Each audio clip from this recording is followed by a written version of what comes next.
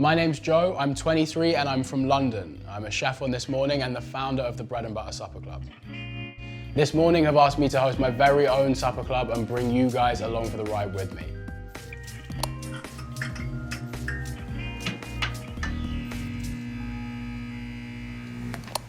So a supper club is basically a dining experience that you pay for, originating usually in people's houses. So I'd have like a big dining table and I would invite people around for dinner at my house, but they would pay. And so you like buy a seat at the table, you come, you're sat around with a bunch of strangers and you all eat a meal together. I have an idea of who I want to invite over today. She's a super talented singer-songwriter who's taking TikTok by storm. I'm gonna give her a call and see if she wants to come through for a bit of food. What's up, Nina? You're right. I'm good, how are you? Yeah, I'm good. I'm good. I wanted to know what you're up to right now.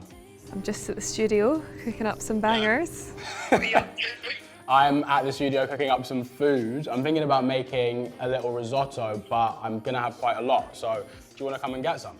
Ooh, I'd love to come down, yeah. Right. Bye. In a bit. Nina's gonna be here soon, so I'm gonna get cracking. Most of these dishes take about 20 minutes to prep, but I always like to give myself a little bit of extra time. Okay, right. Saffron risotto. Let's get some oil into this pan. I like to use shallots instead of onions when I'm making a risotto because they're slightly sweeter. Oh, I think my knife needs a bit of a sharpen because I'm starting to cry. That's always why, by the way. If you're chopping an onion or a shallot and you start to cry, it means your knife isn't sharp enough. So this can go in here. Not too high temperature, like we don't want to add any color to it, really. Now that the shallots have softened a little bit, we can chuck our rice in. I've got some Arborio rice here. There's a couple of different types you can use. Gonna get that into the pan. 1 glass of wine in.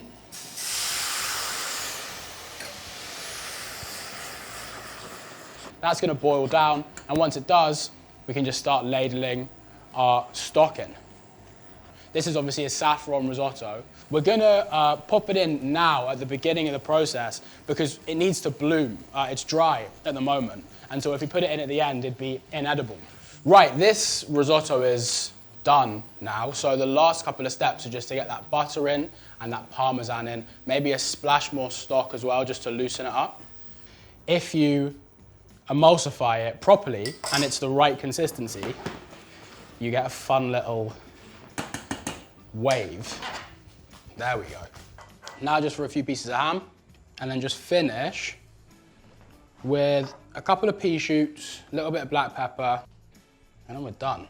Okay, so I'm gonna make a little salad now to accompany the saffron risotto that I'm making. So I got a bit of blue cheese, walnut, pear, some lovely bitter Castle Franco, and then I'm gonna make a little dressing with some honey and some mustard. This is the type of salad that, because of like the sort of beautiful leaves that we're using, looks really impressive, but it's actually really easy. I mean, like most salads are, to be honest. If you can nail a good dressing, then like any salad could be 10 out of 10. I feel like that's really true. Here is some honey, some Dijon mustard, a little bit of vinegar, some oil, salt and pepper, and that's all you need really. Like I said, it's just about getting that balance right. So this is the fun bit.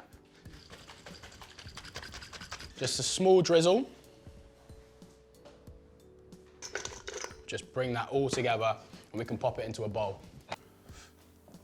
Right, so I'm gonna make a little Basque cheesecake for dessert today.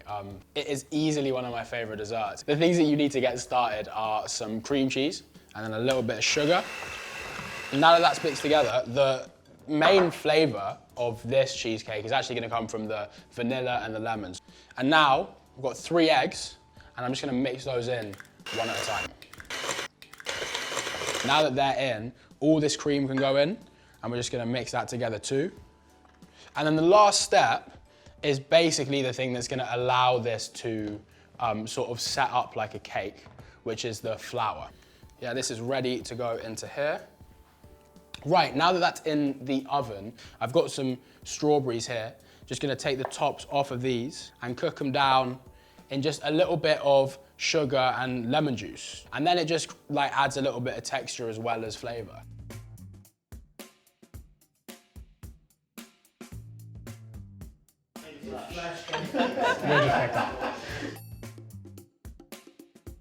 It's amazing. All right, so this is like a saffron risotto with some copper ham. It's like the neck of the pig, and then some pea shoots, a bit of black pepper. Wow. I want to know what you think, obviously. What do you think? Yeah. When did you come to London? Like, when did you move here? Moved to London when I was 17. Decided that I needed to be here and got on the train and didn't go back. There's a couple like Scottish artists that have like, I don't know, I mean like I'm thinking about like Lewis Capaldi. Yeah. Do you know him well? Yeah, we actually toured together. Okay. Yeah, randomly. So I heard Lewis on New Music Friday with his song Bruises, really good song, and I was like, oh my God, who is this guy? Like, he sounds amazing. Found him on social media and I was like, I want to write with you, because I was just writing for other artists. Really? So yeah. you just like slid into the DMs? Slid into the DMs. Like, yeah, nice. Not in a creepy way, but yeah, I was like, I want to write with you. And he was like, oh, like, I love your music too. You've been in the industry for, I mean, how long have you been in the industry? 10 years. For 10 years? Yeah. Like, how did it start out? I'm really interested to know. I was 15 at school and I started a YouTube channel because basically I was really shy as a kid and I didn't know if I could sing. And then I got quite a good reaction. So I was like, oh, maybe I can sing, like, because I was too shy to sing in front of my friends. Yeah.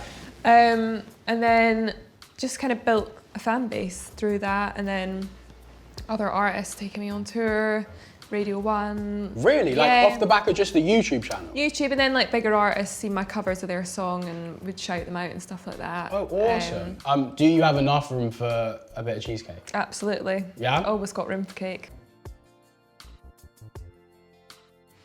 So. Ooh, this is my first time trying a, what's it, Basque? Basque cheesecake. Basque cheesecake.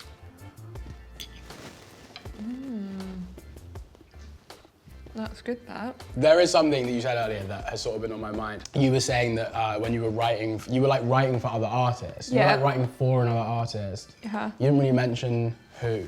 Basically, I had a song called Is It Really Me You're Missing? And at this point I was like, I don't want to be an artist, I'm just going to write. And then I got an email to say that it had been played to Rihanna's label.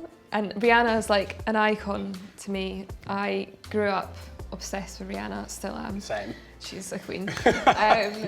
And yeah, the label wanted to put it on hold and play it to her and everything, and it was so exciting, obviously, because I thought my song was going to be coming out with Rihanna singing it. She still hasn't released music, and I got the song back. But I don't know if she heard it. You know, it's one of those situations where I'm like, did she actually hear it? I'm not sure. Really? But her label heard it. It said she heard it. Tough. Rihanna, if you're listening, please let me know. I've got a couple more songs for you. I have. Right. Ooh. So basically, the situation is Right. there are some questions in this bowl. Okay. The green ones are like relatively chill. The yellow ones are like a little more risky, yeah. And then there's the red ones. Right. I don't know what's written on these. Right. So it could be anything. I think we should start off, I'll grab one, you grab one. Is it ever okay to lie? Yeah. Yeah, because like, define lie. Like, okay, cool, we're on a date. And I have decided that maybe I'm not attracted to that person.